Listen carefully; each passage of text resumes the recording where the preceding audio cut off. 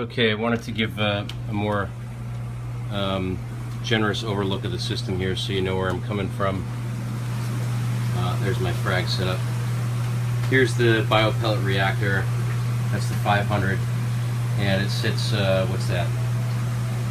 A couple feet above and beyond the sump. That's a 175 sump. Here's my calcium reactor as well, for the sake of reference. Here's the manifold that I've been discussing that returns the system water. Here, there's my dump to the septic, my flow upstairs, and here's the manifold that springs off. Stage 1 is to GFO carbon, which right now is just carbon. Stage 2, BIOPELLET reactor. As you can see, I've got that throttled back fairly significantly. Stage 3 to UV. Okay, here's a skimmer.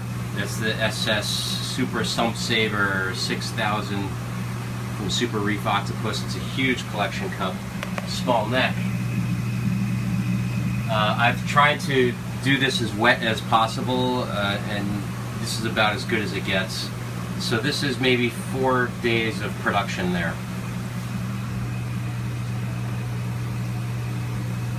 If I were to describe the skimmate in coloration, if that really matters, yeah, it's dark.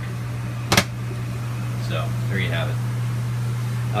So my issue here is that I'm still blowing up 25 parts per million nitrate and 0.2943 on phosphate, and that's by way of the phosphorus ULR by Hannah.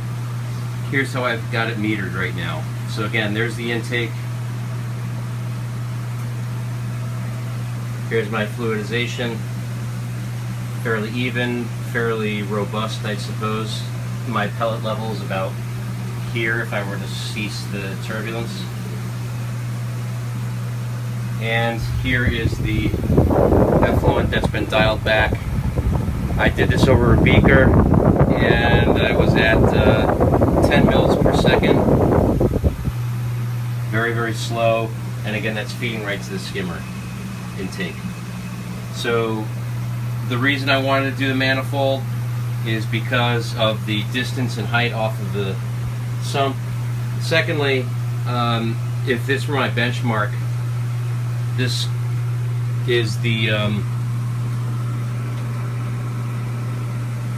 calcium reactor powered by a 5000 water blaster, and I don't know if it's the distance, the height, or invariably the amount of water it's got to partake, but I cannot get a consistent effluent rate unless I put this on the Masterflex peristaltic, which I've done, and it runs like a top. There's no air, it's clean. So I didn't want it to run into any problems with metering effluent rate, getting it consistent with this reactor, so that feed, if you will, helps in that respect.